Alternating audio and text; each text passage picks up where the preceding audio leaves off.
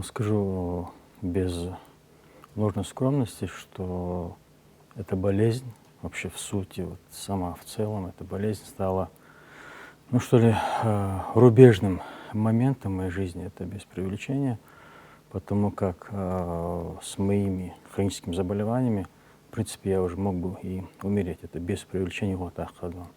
Наличие сахарного диабета, наличие иных заболеваний, это все могло привести к печальному итогу моей жизни. Но я вылез из этой ситуации, естественно, по милости Аллаха, без всякого, скажем, преувеличения его таха.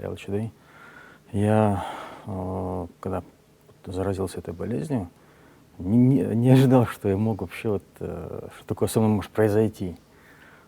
По работе своей, она была выездная меня, получилось так, что я заразился. Вот. Мне казалось, что это грипп, ну, пройдет. Дня 6-7 это было просто действительно великое мучение. Конечно, я в красную зону не попал, но, опять-таки, с моими заболеваниями это было очень тяжело. Первые впечатления были тяжелые, потому как молодой человек, и уже все, да, получается. К этому невозможно привыкнуть, я откровенно говорю. Что спасло от страха, любой живой организм пытается карабкаться, да, что бы то ни было, спастись. В сознании, значит, в моем были, скажем, два человека, образно говоря. Первый пытался выжить, а второй уже все, закончился в улицах. И некий баланс сил, позитива и негатива, мне придали аяты из Корана, то, что во-первых, все, что по воле Аллаха происходит, что бы то ни было. Второе, только лишь Он и дает исцеление. И в моем сознании то, что утвердилась такая мысль, спасло и мою психику, я уже говорю откровенно, и здоровье, потому что мы знаем, что много от состояния человека, психологического состояния, зависит от, например, здоровья, да. Если человек уже готов, да, умереть, то, конечно, он будет способствовать тому, что это может настать. Все, конечно, по воле Всевышнего Аллаха, без преувеличения Аллаха. Но когда у вас есть некая уверенность в том, что он решит и сделает правильно, вера в это в Аллахе дает силу. И помню эти 6 дней, особенно, да, самые первые дни, это некая борьба была внутри.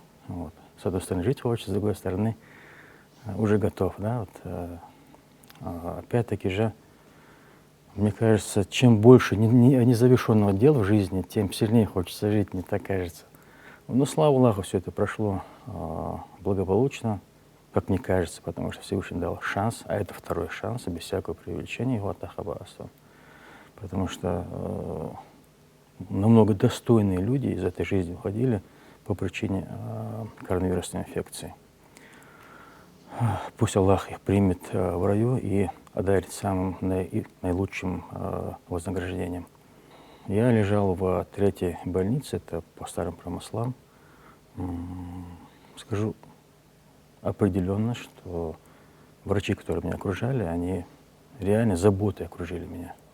Не просто исполнение своих функциональных обязанностей, как полагается, но и поддерживали меня и вообще всех пациентов в этой больнице, за что им отдельное, скажу, огромнейшее спасибо. Я считаю, что они, если не целители, то воины, я бы сказал, да. Да, то, что постигало пациентов, это тяжелая трагедия. Порой было, что и в той больнице, значит, были тяжелые пациенты, попадались, тяжелые с характером даже попадались. Валлахи, я от врачей не слышал, чтобы они ругались с ними, чтобы они в ответ какую-то негативную реакцию делали. Не было абсолютно. С великим терпением они переживали и испытывали то, что даже от пациентов были некоторые негативы. Всем жителям, во-первых, веры во Всевышнего Аллаха, мусульманам в первую очередь, потому как это без преувеличения усиливает желание не просто жить, но и веру увеличивает. Первое. Второе, все-таки, когда врачи что-то говорят, или органы власти о том, что нужно какие-то маски носить, сохранять свое здоровье, обязательно это нужно принимать к исполнению, потому как это говорится не ради красного словца, а для того, чтобы человека спасти. Ведь спасая одного человека, спасается в целом все общество.